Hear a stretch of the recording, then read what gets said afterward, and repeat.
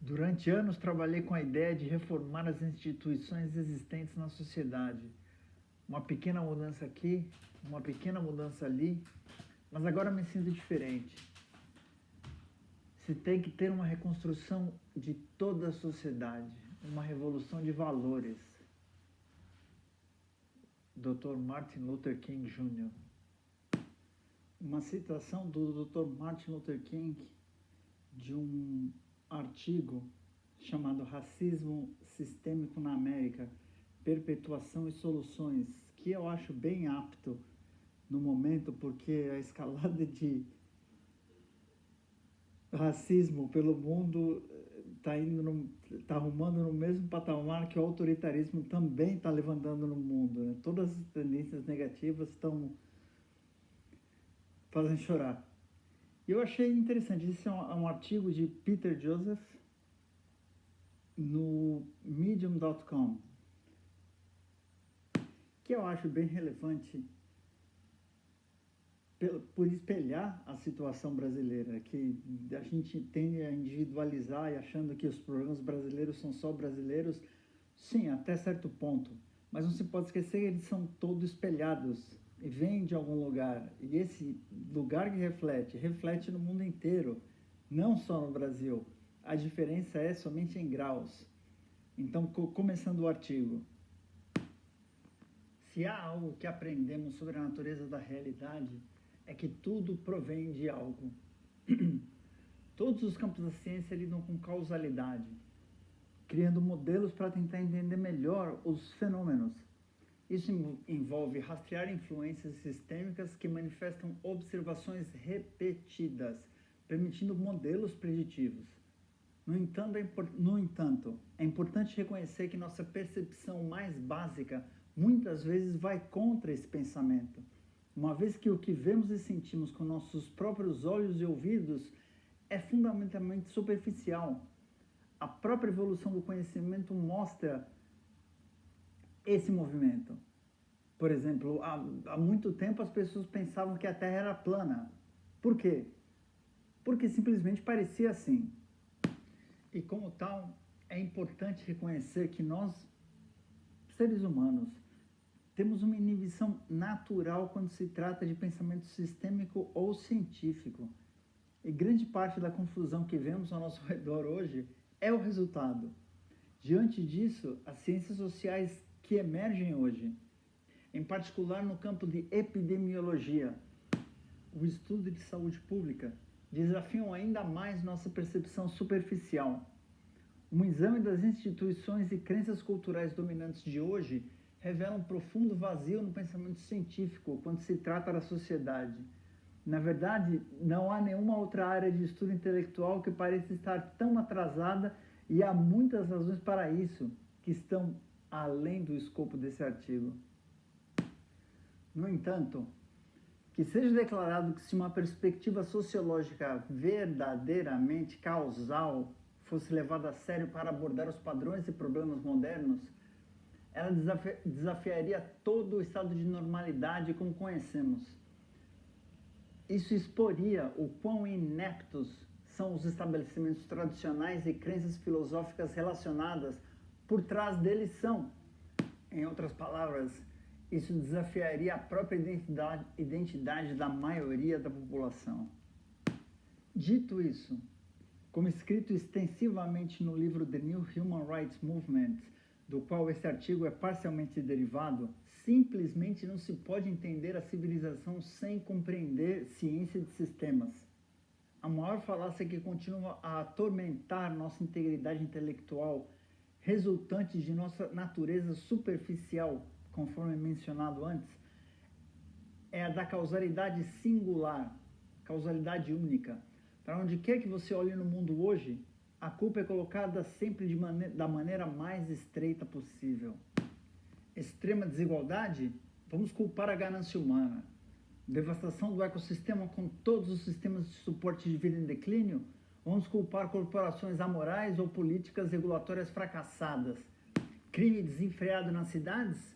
Vamos culpar a mente criminosa desonesta e prender pessoas.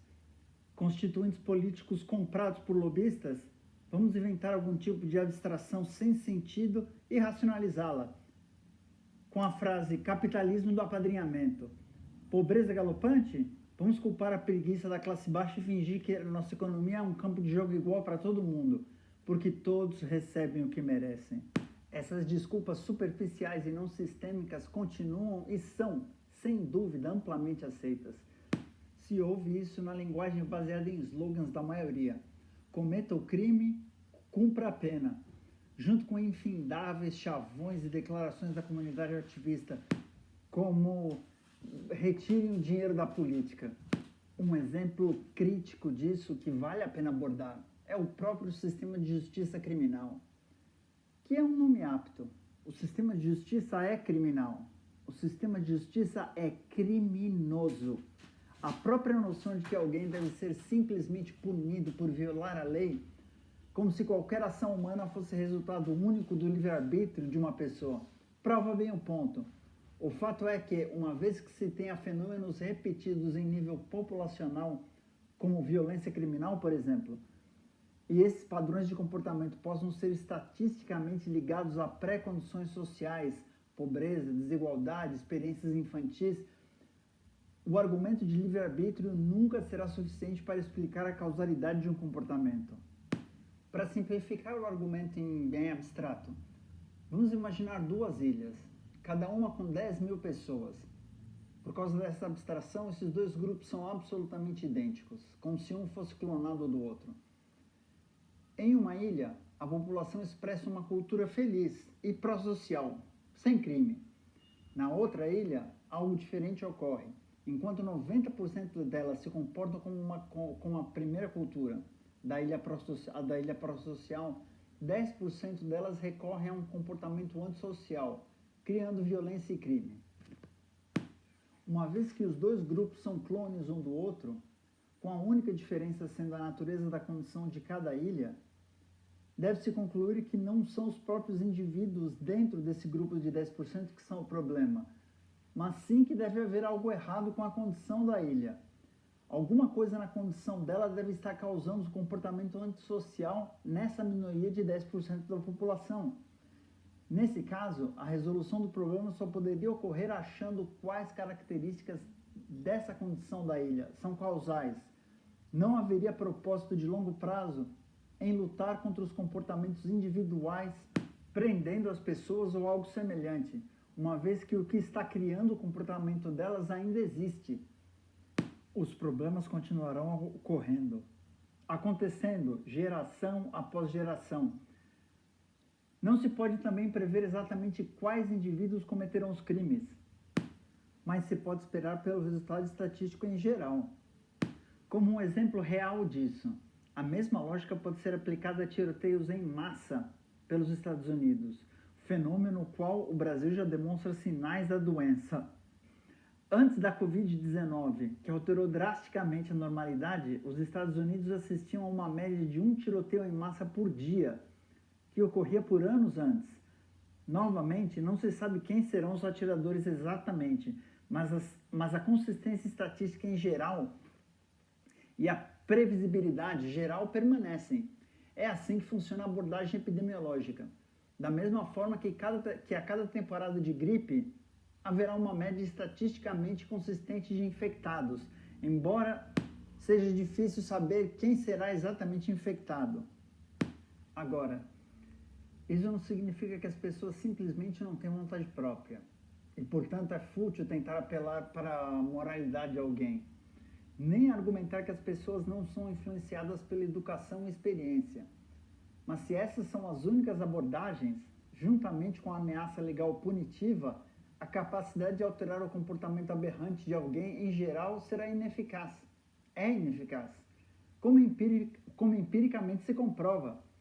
Se nosso sistema educacional fosse baseado num pensamento crítico e sistêmico, como deveria ser ensinado nos primeiros estágios da infância, essa visão reducionista de livre-arbítrio, do crime e de comportamento seria ridícula e um insulto à nossa inteligência.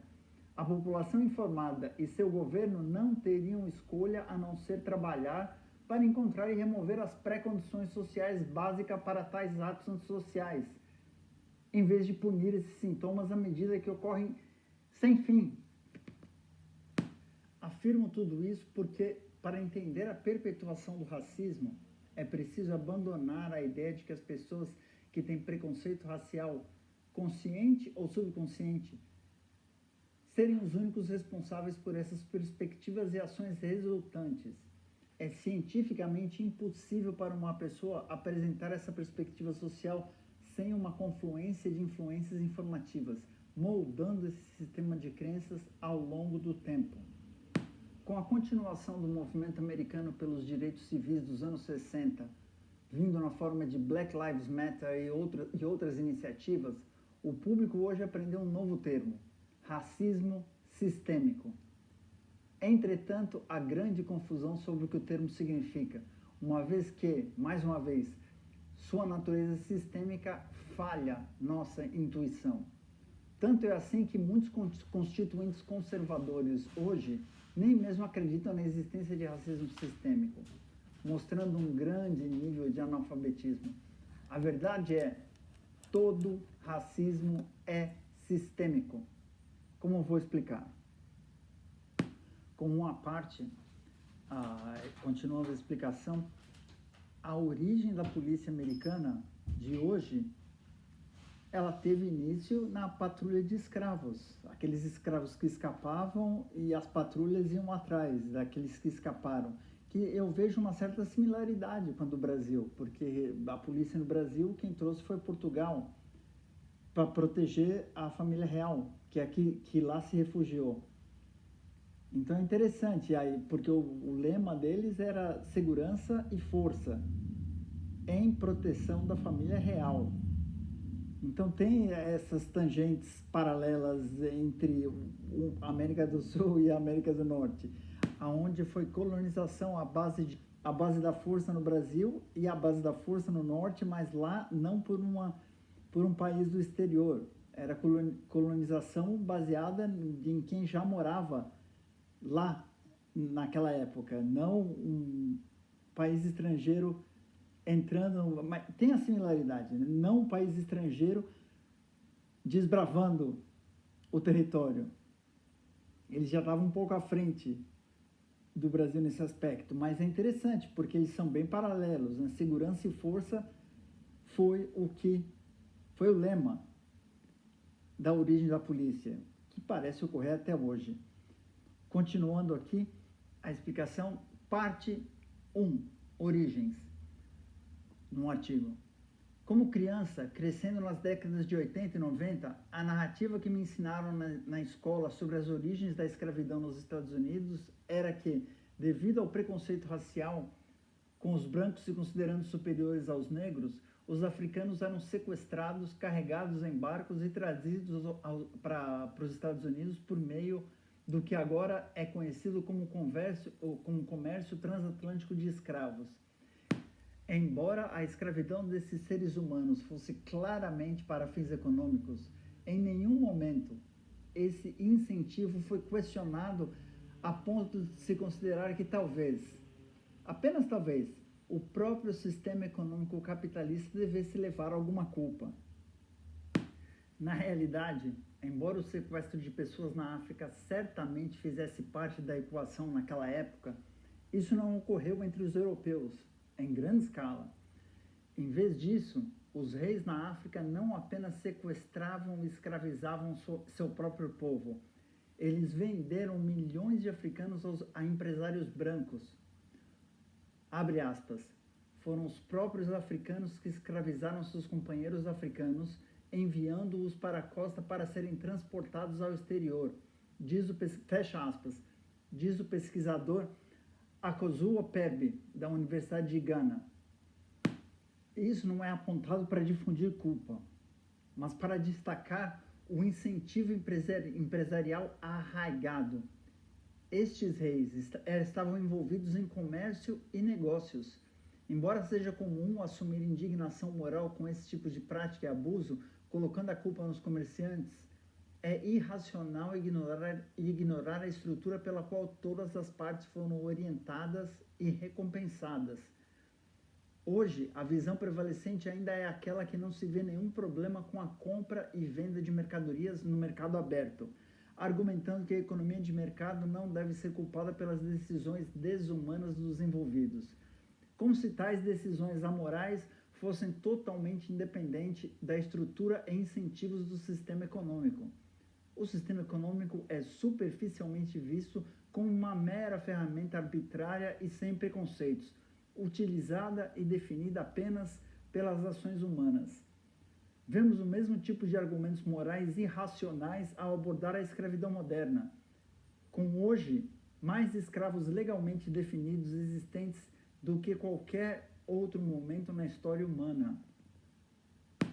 Essa visão estritamente moral, baseada na ação individual, perpetua um mito perigoso, alimentando mais uma vez a falácia da causalidade singular, a causalidade única. Invoca a alegação de inépcia moral em nome de todos aqueles donos de escravos, cristãos tementes a Deus nas primeiras colônias dos Estados Unidos e depois que não tiveram nenhum problema em coagir e explorar violentamente seres humanos para trabalhar a fim de economizar dinheiro.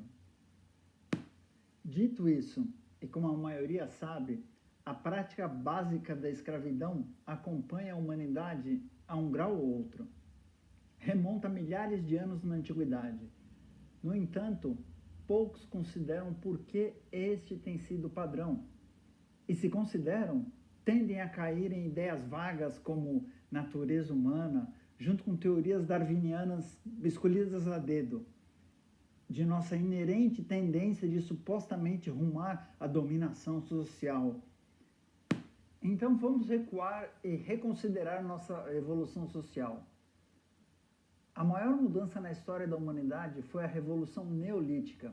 E se quisermos de fato entender o fenômeno de opressão e exploração de grupos, temos que levar em conta a dramática transição para sociedades estabelecidas agrícolas que começaram 12.000 anos atrás. Antes dessa época, e por mais de 99% da história humana, os seres humanos viviam como caçadores e coletores, tribos de forragem, caçando sem nenhuma habilidade agrícola. As diferentes características de comportamento social entre sociedades de caçadores e coletores e sociedades modernas estabelecidas são bem informativas. Além de serem geralmente igualitárias, sem hierarquia de dominação real, foi bem argumentado por antropólogos que elas também tinham muito menos violência. Elas geralmente prosperavam em áreas de rica abundância de grãos e gado selvagem.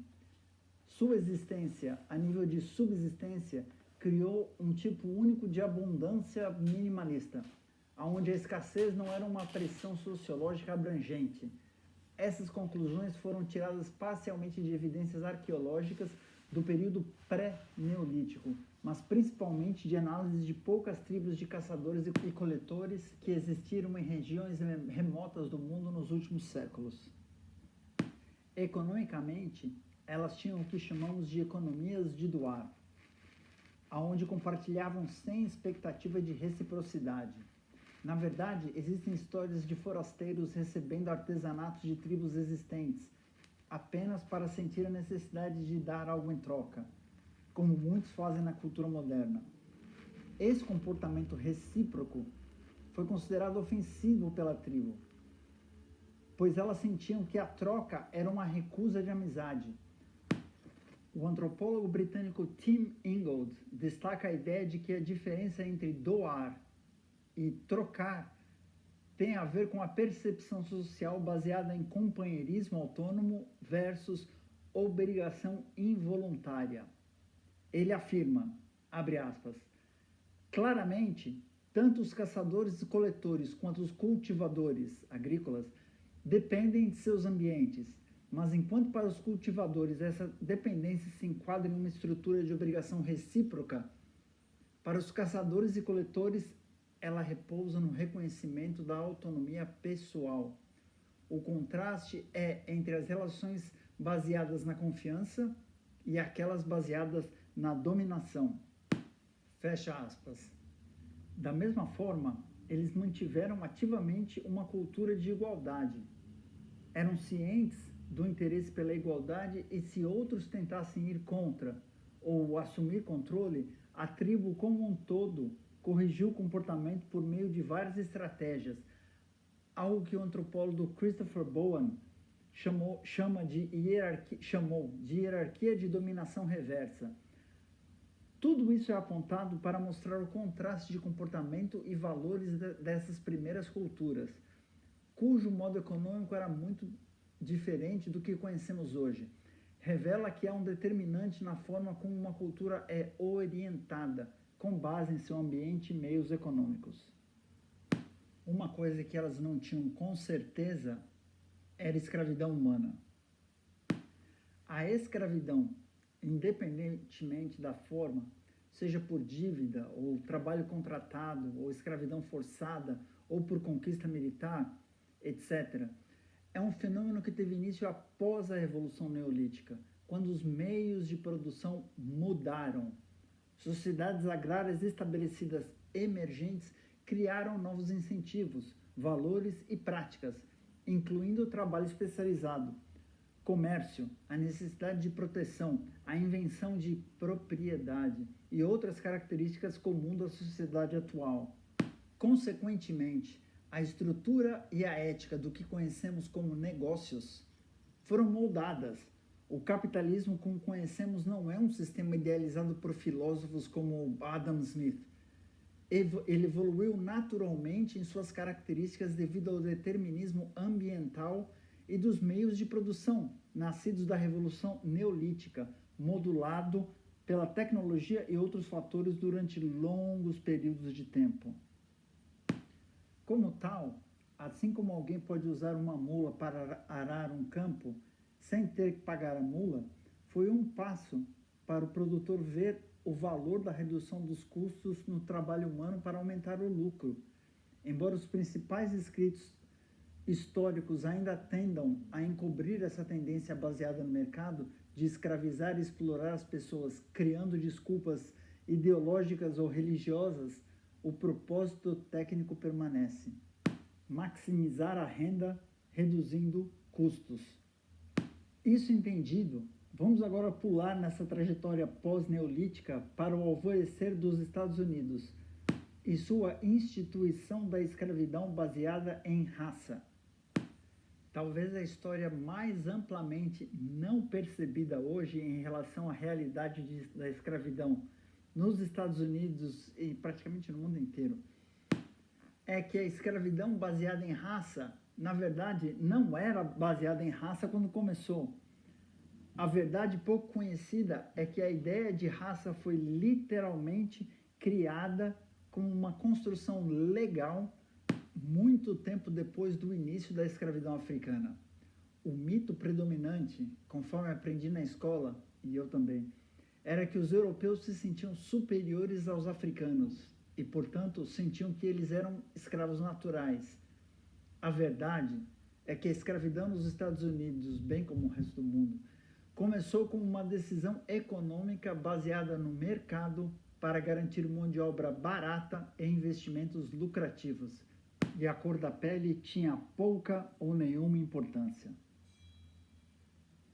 Conforme afirmado pelo sociólogo Robin M. Williams Jr. sobre esta questão, abre aspas, em um sentido muito básico, as relações raciais são resultado direto da longa onda de expansão europeia, começando com a descoberta da América. As assim chamadas relações raciais resultantes tiveram muito pouco a ver com raça. Inicialmente foi um acidente histórico que os povos encontrados na expansão europeia diferissem em características físicas comuns de tipo óbvio. Mas uma vez que as ideologias raciais foram formadas e amplamente disseminadas, elas constituíram um poderoso meio de justificar hegemonia política e controle econômico. Embora milênios de escravidão tenham sido comuns por meio de guerras, conquistas ou dívidas, a justificação somente por aparência física foi pouco praticada até a época das colônias americanas. Uma vez estabelecidas, servos contratados europeus brancos eram usados. No entanto, Eles tinham prazos bastante curtos e multianuais e tornaram-se limitados em número com o passar do tempo. Eventualmente, os escravos africanos foram procurados quando ficou óbvio que eram melhores investimentos comerciais do que os europeus contratados brancos. Como explicado pelo professor de sociologia William Julius Wilson, abre aspas, a conversão para a escravidão não foi apenas motivada pela crescente preocupação com a escassez de mão de obra barata diante do rápido desenvolvimento da cultura de tabaco como um empreendimento comercial e o número decrescente de servos brancos contratados entrando nas colônias, mas também pelo fato de que o escravo tornou-se um investimento melhor do que o servo branco. Com o aumento da expectativa de vida resultante do declínio significativo na taxa de mortalidade por doenças, os fazendeiros se dispuseram a financiar o custo extra de escravos. Na verdade, durante a primeira metade do século XVII, o trabalho contratado era mais vantajoso do que o trabalho escravo. Fecha aspas. Durante os estágios iniciais da escravidão africana nas colônias, o preconceito racial não era um grande problema. Escravos negros trabalhavam ao lado de servos contratados brancos como iguais. Eles até se casaram e tinham distinções sociais comuns.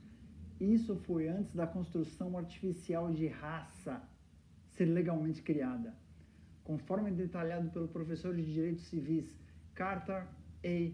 Wilson, abre aspas, o preconceito de cor contra os africanos era raro nos primeiros 2/3 do século XVII. As distinções legais entre escravos negros e servos brancos não apareceram até a década de 1660. No início, os proprietários de plantações dependiam mais de servos contratados europeus do que de escravos africanos.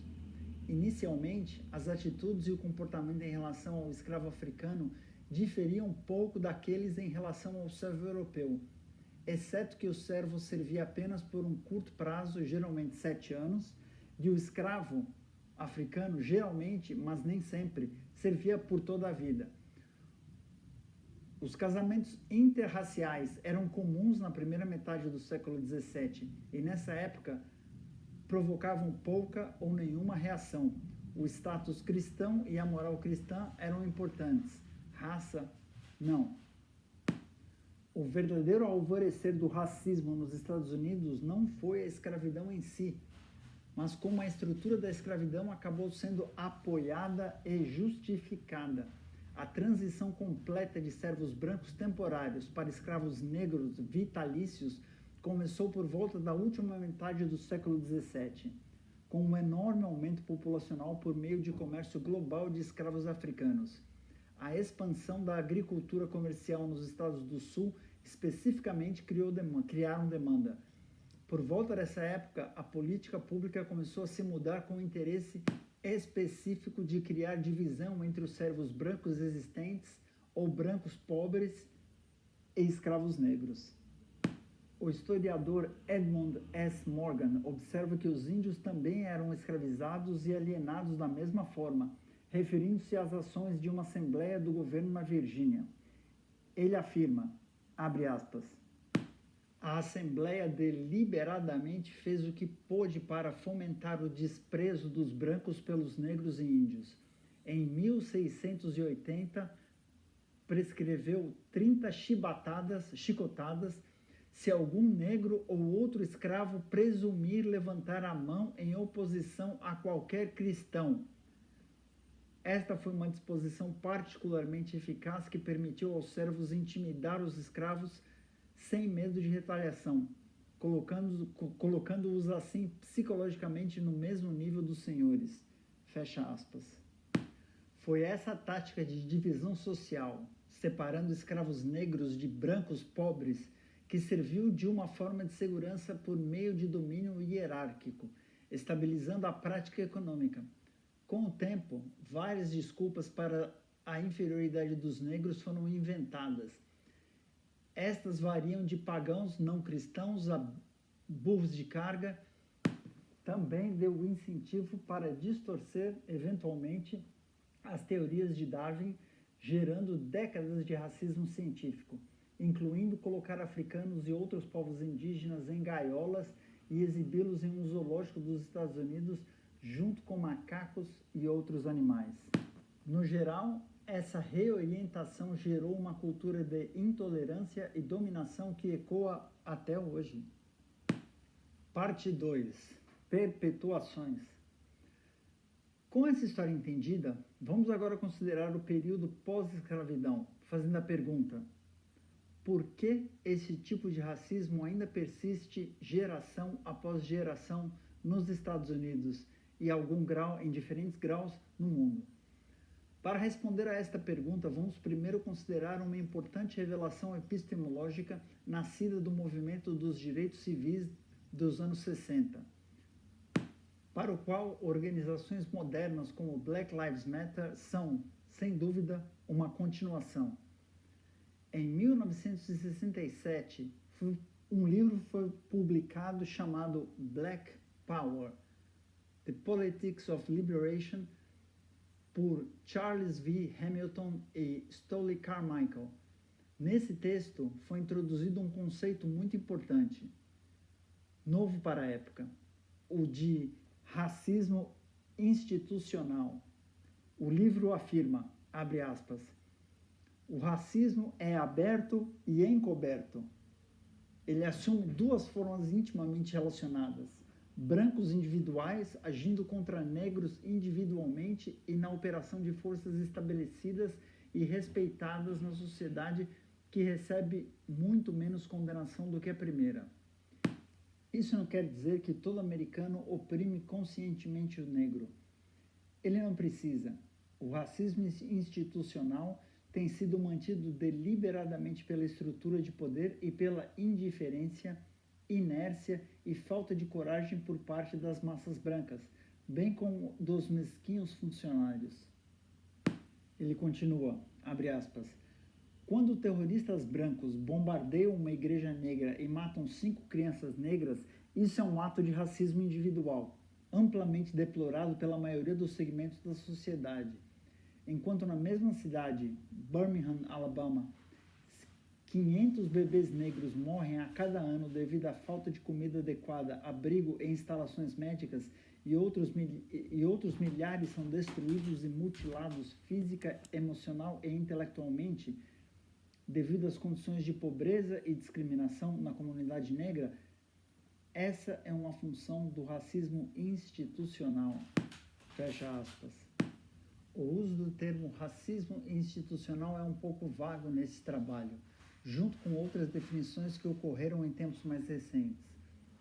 A igualdaderacial.org define racismo institucional como, abre aspas, a distribuição sistemática de recursos e poder e oportunidades em nossa sociedade para o benefício de pessoas brancas que são brancas e a exclusão das pessoas de cor, fecha aspas.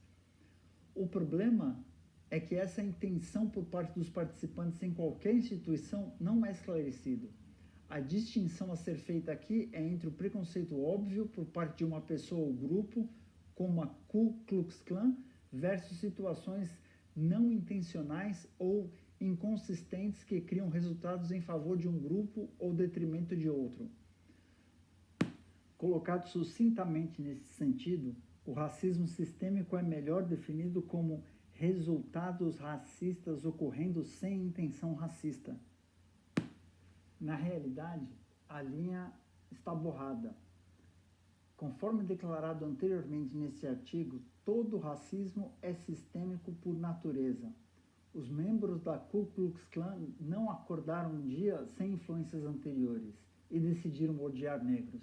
A experiência dinâmica familiar e cultural que manifesta esse viés é um processo sistêmico. Em algum lugar, a cadeia de causalidade por trás do racismo sistêmico estará o racismo explícito, sem dúvida. Também é importante esclarecer como a palavra racismo é usada, pois o contexto sistêmico muda a forma como a maioria a entende. É sobre o dano desproporcional de uma determinada demografia étnica que é observável de forma consistente, vindo de reações em cadeia na sociedade que não podem ser vinculadas apenas a um preconceito explícito e malicioso. Compreender como as instituições sociais podem sistematicamente produzir resultados opressivos e violentos para a comunidade negra, sem intenção maliciosa, é uma distinção crítica, pois lança luz sobre como a sociedade foi moldada. Considere, por exemplo, a crise do Covid-19 e o dano desproporcional que ela causou à comunidade negra e minoritária, em contraste com a comunidade branca. Em uma pesquisa recente da Fundação Robert Wood Johnson, as disparidades nas 4 maiores cidades dos Estados Unidos encontraram altos níveis de danos desproporcionais em comunidades negras e de minorias.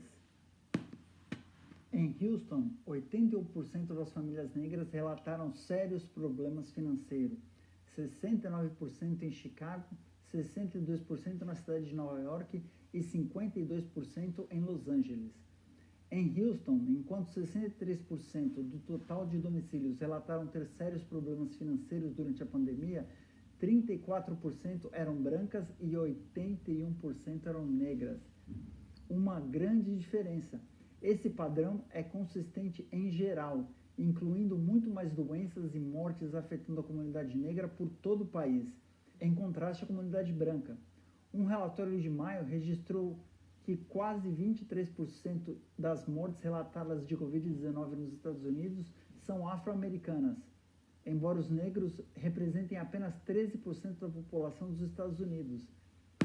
Só os casos de infecção, conforme relatado em julho, mostram 23 entre 100 mil brancos estavam se infectando, em contraste com 62 entre 100 mil negros, quase 3 vezes a taxa. Isso é chamado de violência estrutural, e a violência estrutural é parte integrante da compreensão da natureza do racismo sistêmico, quando se trata de amplas disparidades de saúde pública.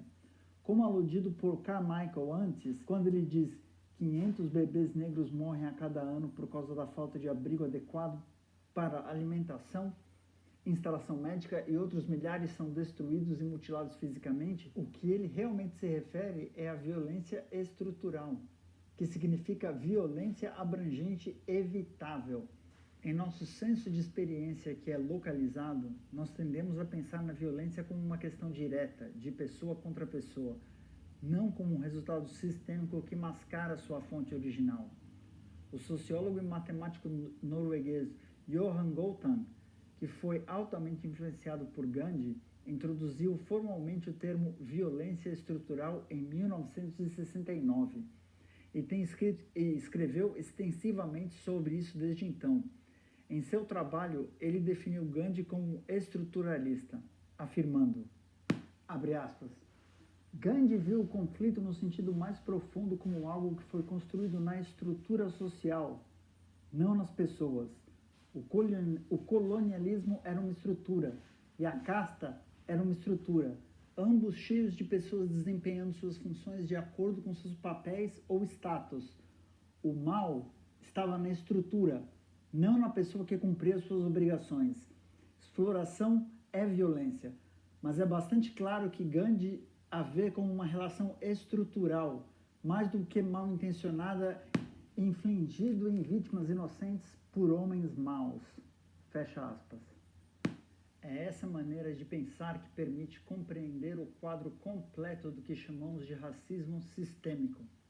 Se tivéssemos que tentar delinear as sinergias complexas que mantêm os padrões de opressão e danos dos grupos negros, diretos ou indiretos, desde o período da escravidão, poderíamos geralmente chegar a 4 fatores básicos de interseção: econômica, histórica, legal e cultural. Mas tenha em mente que isso é de fato uma sinergia. Os fatores econômicos, históricos, culturais e jurídicos se combinam em um desdobramento dinâmico, culminando no sistema de opressão que se vê hoje. Conforme discutido, as origens da divisão racial e do preconceito nos Estados Unidos, vide o mundo, realmente começaram com a construção legal de raça, servindo para justificar a escravidão existente sob o pretexto de inferioridade negra. Isso, por sua vez, manifestou uma espécie de sistema de castas em que a comunidade branca, particularmente a comunidade branca pobre, poderia se sentir superior aos negros enquanto competiam por trabalho no período de pós-escravidão, uma vez que as leis os consideravam mais dignos do que os negros. Não é difícil, apenas a partir deste contexto de influência cultural, é entender como a transferência de preconceito de família para família e de comunidade para comunidade ocorreria ao longo das gerações, à medida que o mito crescia. Além disso, muitas décadas de segregação legal agravaram ainda mais as consequências dos fatores legais, que são consequências dos fatores econômicos, visualizando a trajetória combinada ao longo do tempo histórico. Você começa a perceber a dinâmica sistêmica e seu poder. Mais criticamente, a principal razão pela qual a opressão negra sistêmica e o antagonismo racial continuam até hoje nos Estados Unidos e em diferentes graus pelo mundo, é porque o motor que os criou e os impulsiona ainda existe. Como analogia, imagine um trem que simboliza o racismo norte-americano, construído no período da escravidão, posicionado em cima dos trilhos. O combustível que mantém esse trem correndo é a desigualdade socioeconômica. O trem pode ter viajado para muito longe de suas origens, mas os mecanismos que os mantêm funcionando permanecem. Isso é, mais uma vez, tão verdadeiro para as relações sociais nos Estados Unidos quanto para outros países com histórias semelhantes. A influência econômica é central. Outra característica que destaca ainda mais o contexto econômico do preconceito moderno é como o sistema de poder nos Estados Unidos abraçou essa tensão para distrair de outros problemas sociais, como a própria pobreza. Intencionada ou não, o antagonismo entre brancos e negros serve para preservar a guerra de classes, com os ricos dominando os pobres, como observado anteriormente. Nas palavras do Dr. Martin Luther King a respeito da era pós-guerra civil, abre aspas, a segregação racial como forma de vida não surgiu como resultado natural do ódio entre as raças imediatamente após a guerra civil. Não existiam leis segregando as raças na época. A segregação das raças foi realmente uma estratagema política empregada pelo Sul para manter as massas do Sul divididas e a mão de obra do Sul as mais baratas das terras. Veja, foi uma coisa simples manter as pobres massas brancas trabalhando por salários de quase fome nos anos que se seguiram após a Guerra Civil. Ora, se o fazendeiro branco pobre ou operário da fábrica ficasse insatisfeito com seus baixos salários, o dono da fazenda ou do engenho apenas ameaçava demiti-los e contratar esses escravos negros e pagar-lhes ainda menos. Assim, o nível salarial do Sul foi mantido quase insuportavelmente baixo. Como é comum hoje, com a xenofobia e o preconceito de grupo versus grupo, presentes não só nos Estados Unidos, mas por todo o mundo, manter os pobres lutando entre si para preservar o sistema de poder e os que estão no poder está sempre presente. Ao invés de enxergar os motivos para desafiar o próprio sistema de poder, buscando mudanças no nível superior para reduzir a destrutiva desigualdade econômica, a percepção social cria o medo de estranhos ou estrangeiros. Esta luta interna desvia a atenção das reais questões sistêmicas e estruturais. Isso não é apenas como hoje em dia em geral. O presidente Donald Trump fez dessa tática parte de sua plataforma, com iniciativas xenófobas e grupo versus grupo, como construir muros, banir os muçulmanos e assim por diante. Agora, voltando à relação jurídica, ficou evidente o interesse em controlar a população negra à medida que as condições se distanciavam da escravidão. Na época das leis de Jim Crow, no final do século XIX, a segregação servia a esse meio, prendendo a sociedade negra em certas áreas, fadada à pobreza, opressora e à opressão política e econômica consistentes. Essas comunidades eram facilmente e rotineiramente vitimadas por um sistema judicial controlado por brancos que permitia aos negros muito poucos direitos verdadeiramente reconhecidos.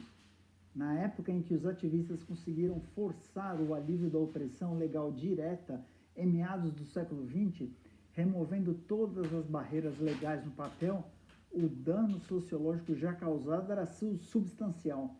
Aqui se tem uma grande população de minoria atingida pela pobreza, isolada em regiões pobres, com oportunidades econômicas limitadas.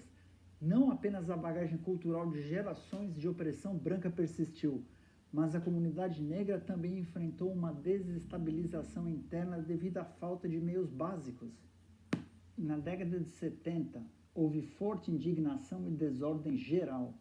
Percebendo isso, um político paranoico do estabelecimento gravitou em torno de políticas para controlar ainda mais a comunidade negra. O chefe de gabinete de Richard Nixon, H.R. Alderman, observou em seu diário que Nixon tinha opiniões altamente racistas. Ele escreveu que Nixon, abre aspas, enfatizou que se tem que enfrentar o fato de que o problema todo são os pretos. A chave é criar um sistema que reconheça isso, mas que não pareça fazê-lo. Fecha aspas. Nixon é famoso por criar a guerra contra as drogas em 1971, que acabou sendo escalada por Ronald Reagan nos anos 80 e depois por Bill Clinton na década de 90, resultando em um aumento enorme e desproporcional nas prisões de negros e no encarceramento geral das minorias de classes mais baixas. A maioria dos pesquisadores sérios hoje é pressionada a ver as origens da guerra às drogas americana como algo além de uma guerra, secretamente enraizada na política, lutava contra a comunidade negra, a classe baixa e a juventude subversiva da contracultura em geral. Isso não quer dizer que a guerra às drogas foi inteiramente deliberada em seus alvos, mas é fácil ver como os formuladores de políticas poderiam encontrar maneiras de justificar tais ações de formas eufemísticas, com um pensamento de controle social e opressão sistêmica claramente em suas mentes.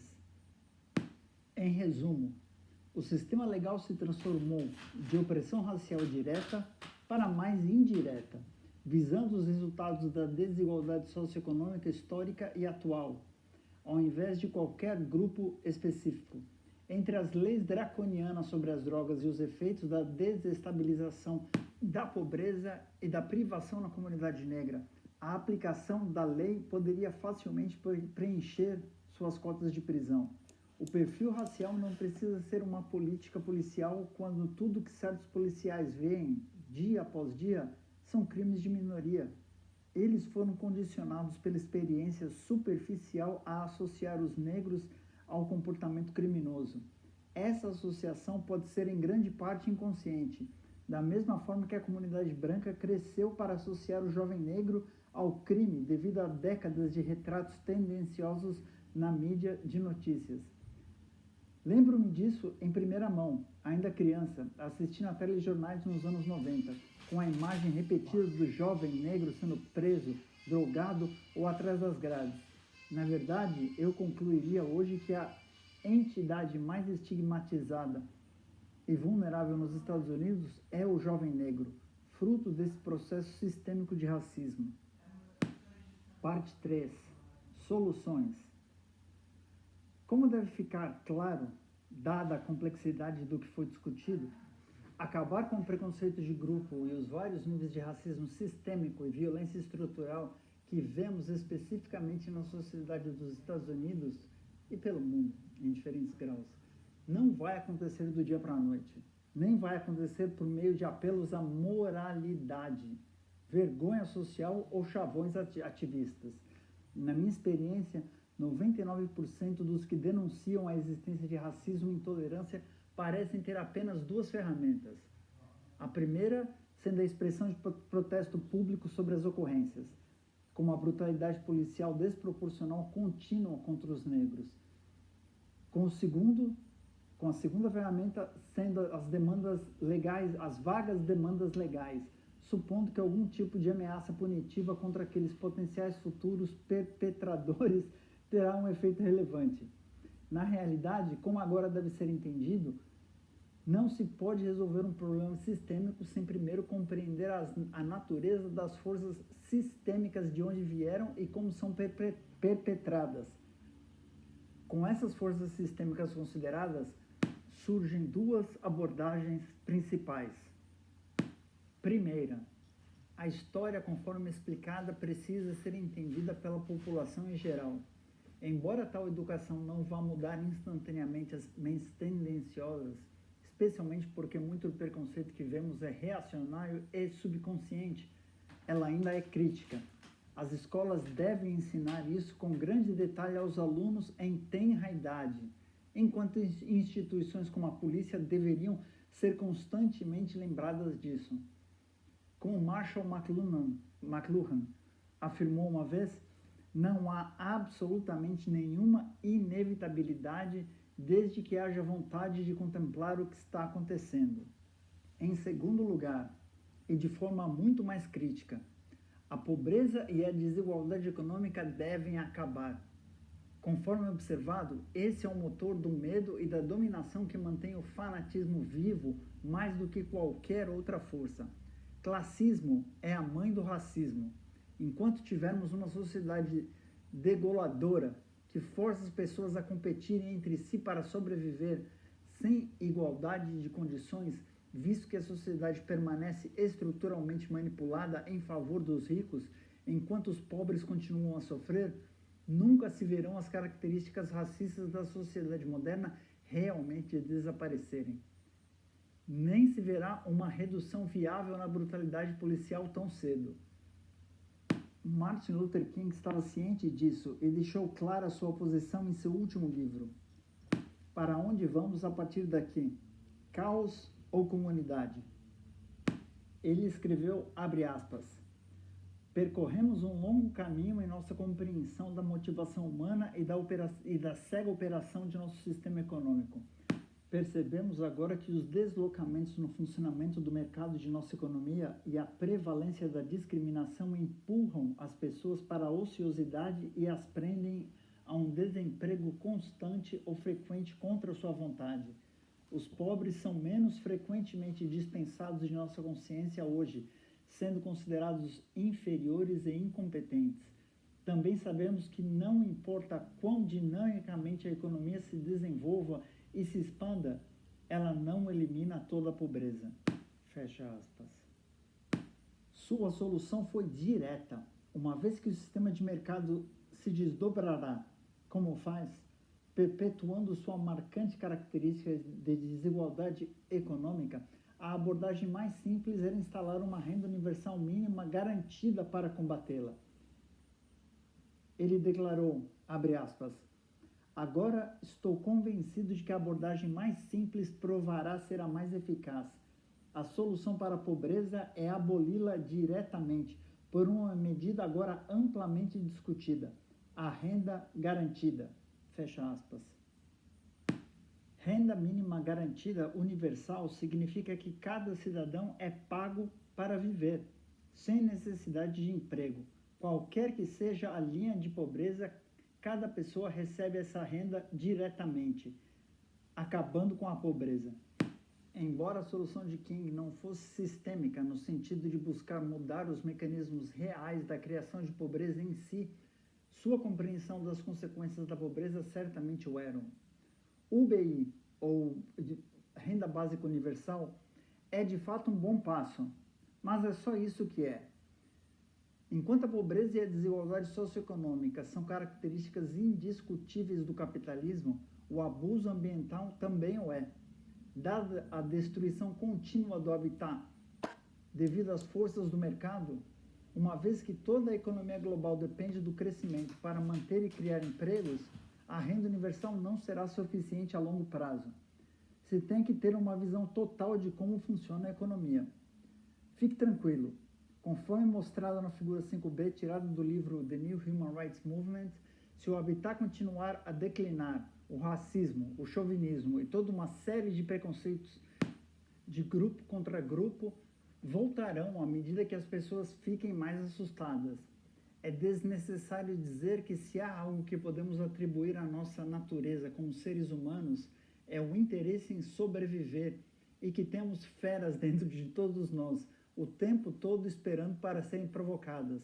O truque é não criar a pré-condição que deixa essas feras soltas, inspirando guerra, insurreição civil e assim por diante. Portanto, é imperativo ir mais a fundo no interesse necessário de mudar os resultados de nossa sociedade. E isso significa mudança estrutural total, removendo as pré-condições sociológicas que continuam a gerar a desordem social que vemos avançar hoje. Essa mudança deve realizar duas coisas. 1. Acabar com os mecanismos que criam desigualdades socioeconômicas cáusticas e pobreza. 2. Acabar com os mecanismos que limitam a capacidade da humanidade de estar em equilíbrio homeostático com o nosso habitat. É frustrante apontar que muitos chamariam tais ideias de utópicas. Bem, utópico ou não, a trajetória é clara. Se não fizermos essas mudanças, as trajetórias negativas atuais, tanto ambiental quanto sociais, só vão piorar daqui para frente.